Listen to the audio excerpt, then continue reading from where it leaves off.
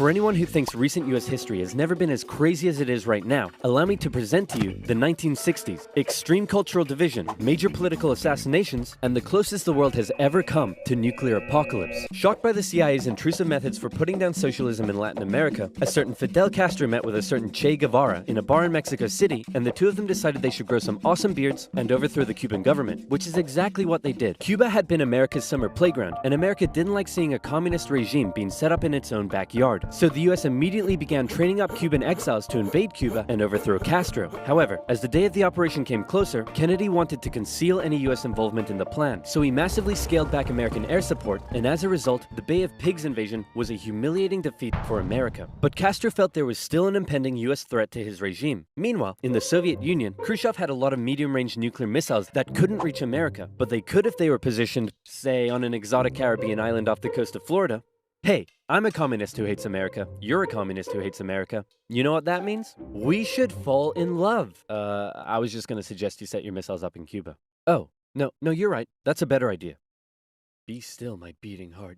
On October 14th, 1962, a U-2 spy plane over Cuba noticed something strange. Sir, you need to look at this photograph. You're right! That's the cutest dog I've ever seen! Sir, I was referring more to the Soviet missiles. America freaked out as they realized what was going on. They were completely vulnerable, and they had to act fast. They knew that airstrikes or an invasion of Cuba would likely mean nuclear war with the Soviet Union, so Kennedy came up with another idea. A blockade. The US Navy announced it would stop and search any Soviet ships heading to Cuba, and would sink any that did not comply. In response, the Soviet put its military into full combat readiness. The US did the same, and began drawing up plans for an attack on Cuba. Things were escalating fast, and both superpowers were getting ready for World War III. Emergency communications between the two sides broke down as Khrushchev rejected Kennedy's demands for the missiles to be removed, and for the first time in history, US Strategic Air Command moved to DEFCON 2. DEFCON 1 means nuclear war. The Soviets shot down a U-2 spy plane over Cuba. A Soviet nuclear submarine in the Caribbean mistakenly believed war had already broken out, and two of the senior officers gave the go-ahead to fire its nuclear torpedo. Thankfully, the third senior officer, this beautiful man, refused to authorize the decision. The US finalized its preparations, and I kid you not, the day before the US were set to decide the day and time for the Cuban invasion, Khrushchev was like, hey, you know if you just removed your missiles from Turkey, we'd remove ours from Cuba? Yeah, that sounds good to me. It was a bit more complicated than that, but at the last second, the two sides finally came to an agreement. Soviet missiles were shipped out of Cuba, and the world breathed one gigantic sigh of relief, except for one guy, who was bloody livid. Phew! Let's hope that's the biggest crisis of my presidency. Unfortunately for him, his presidency was to end with one. Having nearly blown up the planet, a few changes were made. First, the superpowers agreed to a limited test ban treaty. Secondly, the Soviets ousted Khrushchev and replaced him with Leonid Brezhnev, who was a kisser. He liked to kiss. Both sides were deeply concerned at the prospect of nuclear war, but still, the arms race raged on throughout the 60s and 70s. US intelligence worked out that the Soviets' nuclear arsenal was not as powerful as they previously thought, but in fact, it was America that held the advantage. ABMs and MIRVs were developed, and the doctrine of MAD. If both sides knew they would be completely destroyed by a nuclear war, neither would risk starting one. But even without war, the world was already feeling the effects of nuclear weapons. In 1966, above the pleasant town of Palomares in Spain, a US bomber collided with a tanker mid-air, and 4 hydrogen bombs fell and landed near the town below. It hasn't exploded, so I'm sure everything's fine. Whoa, boy. Hey, I wouldn't eat that if I were you. Okay. What were you gonna do today? Go for a swim? Yeah, I wouldn't. Are you breathing right now? Yeah? Yeah, I wouldn't. It took the Americans 2.5 months to find one of the bombs, which had gone missing in the ocean. This was the 14th time America had lost a nuclear bomb since 1950. Nobody knows how many bombs the Soviet Union lost. So sleep well tonight. After Kennedy's assassination, Vice President Lyndon B. Johnson took over, and he inherited a developing crisis in the East.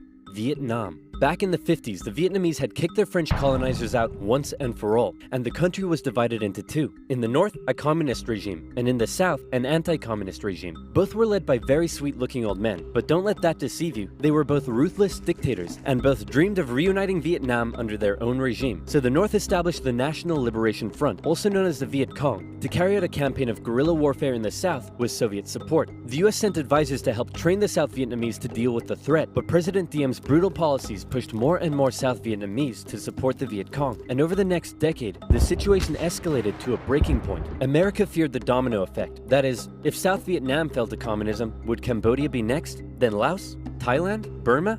India? LBJ had to make a choice between losing South Vietnam or sending in the troops, and so in they went. From 1965, America found itself in a war unlike anything it had ever fought before. Let's play Spot the Viet Cong Soldier. Did you see him? Of course not. That's because millions of young American men were drafted and sent to fight a ruthless enemy who used the thick jungle as its shield. It was nearly impossible to tell where the enemy was, or worse, who it was. And as a result, the civilian population got caught up in the brutal crossfire. The city of Saigon found itself under regular attack, and America launched a bombing campaign in the north during Operation Rolling Thunder. The Viet Cong used the Ho Chi Minh Trail running through Laos and Cambodia to supply the campaign. It was a long and brutal war, and I could never do it justice in this video. But in terms of the Cold War, Vietnam was probably the biggest of many global conflicts that signaled a turning point. Under the threat of nuclear war, the two superpowers began working to make their relationship more constructive, and as a result, their ideological battle shifted away from the potential of direct conflict and more towards attempting to influence smaller proxy wars around the world. In the Middle East, the Soviet Union provided aid against Israel during the Six-Day War, and then again when the US backed Israel during the Yom Kippur War. In Africa, the Angolan Civil War saw US-supported South Africans fighting Soviet-supported Cubans. In the conflict between Somalia and Ethiopia, the superpowers interestingly switched sides as regimes changed, and the US continued fighting the spread of communism in its own backyard, funding the famous Contra groups to fight the socialist junta in Nicaragua. These proxy wars were fierce enough to begin with, but superpower intervention amplified the destruction and created alarming levels of human suffering throughout the Third World. And in Vietnam, that human suffering was all being broadcast back home via good old television. Going into the late 60s, America was a changing nation. This became this. This became this. And this became this. The new slogan that was taking root: make love, not war. The majority of Americans did not approve of Johnson's handling of the Vietnam War, and in 1968, a silent majority elected law and order candidate Richard Nixon. As the Vietnam War appeared to be increasingly unwinnable and public opinion turning increasingly sour, Nixon made the decision to begin bringing the troops home and ended US involvement in Vietnam by 1973. 2 years later, the South fell. The Cold War was now taking its toll on both superpowers. In Russia, a huge percentage of the budget was still going to the military. People were still hungry, and they just didn't have access to the same lifestyle and goods as the West. And what did they have to show for it? They weren't even winning the space race anymore. Both sides needed to reduce spending in order to rescue their economies, and so both welcomed with open arms an easing of hostilities, otherwise known as detente. To improve relations, Nixon became the first US president to visit Moscow in 1972, and Brezhnev returned the gesture a year later. A number of treaties were signed, including the 1972 SALT agreement that limited nuclear weapons. Relations with China were even improving via ping-pong diplomacy when the US table tennis team went on a tour of the People's Republic. However, internally, China was still pushing anti-capitalist propaganda, which led to some mixed messages. Nixon even visited China in 1972, and it was a barrel of laughs. Today, the president walks among priceless treasures from China's golden age. Among them, a pair of ear stoppers used by the emperor to keep from hearing criticism. You put the stopper into his ears so that he couldn't hear the criticism. Give me a pair.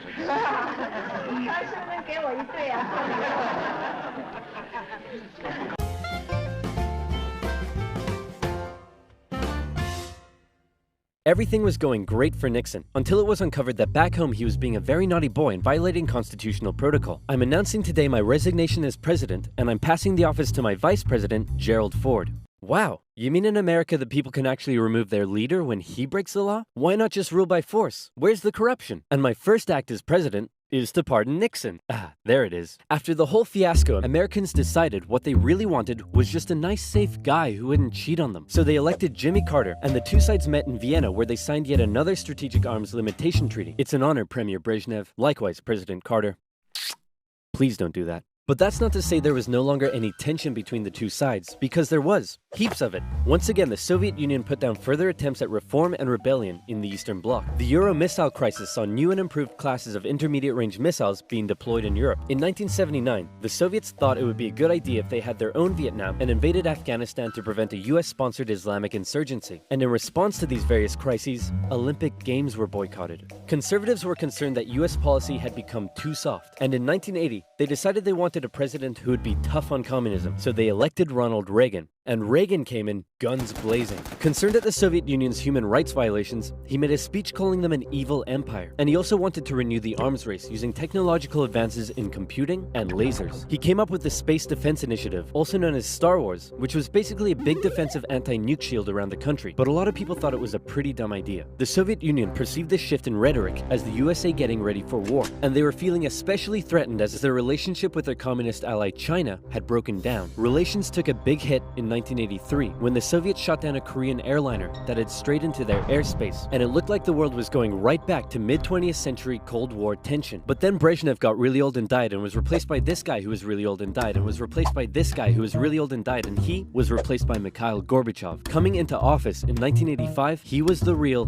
game changer. His philosophy differed a lot from previous Soviet leaders. He felt that the reason the Soviet system and economy was struggling was that it didn't allow the Soviet people to find satisfaction in their work, because they weren't allowed to speak freely and lived in fear. Gorbachev wanted the Soviet people to be happy, but unlike previous Soviet leaders, he actually made the change happen. Within the first couple of years, he began the political movement for more openness and transparency, and the restructuring of the Soviet political and economic systems. And change very quickly took effect. People could criticize the government, they could enjoy Western pop culture, the media interviewed Margaret Thatcher, but most importantly, the Soviet people could now enjoy Pizza Hut. All hail to Gorbachev. He also knew that the arms race needed to end in order to rescue the Soviet economy, and a positive relationship with the West must be established. Constructive dialogue reopened and resulted in the INF Treaty, which saw all intermediate-range missiles eliminated, which was huge. Reagan's tone towards the Soviet Union began to soften, and things were looking up. But what would these reforms mean for the Eastern Bloc? For decades, the Soviets had been brutally suppressing any attempt at change. Now, would they be allowed? And that was the exact question on Hungary's lips when the Prime Minister visited Moscow. Gorbachev's response: he didn't necessarily agree with the reforms, but he wouldn't stop them either. He was prepared to let the Eastern Bloc choose its own future. This was massive, and the Hungarian leaders began planning free, multi-party elections. Poland followed suit and also held elections in June. The anti-Soviet party Solidarity won 99 out of 100 seats in the Senate. But not just that. In Hungary, the barbed wire border between East and West was removed. The Iron Curtain was unraveling. But not all Eastern Bloc leaders were happy. Notably, East Germany was still ruled by a hardline Stalinist, Erich Honecker, and many East Germans were still eager to get out. They had been trapped by the Berlin Wall, but now they were doing the math. If they could travel to Hungary, and Hungary's border with the West was loosening, could they now make it to the West? That summer, East Germans decided Hungary was the latest top holiday destination. They traveled there in droves, and using various methods, tens of thousands crossed the border into Austria and the West. Honecker was furious, and blocked travel to Hungary, but that civil liberties train had started rolling, and it wasn't stopping. Thousands more flocked to the West German embassy in Prague, where they stormed the fence around the embassy gardens, and a temporary refugee camp was set up. In September, deals were struck to allow the refugees to travel west via train.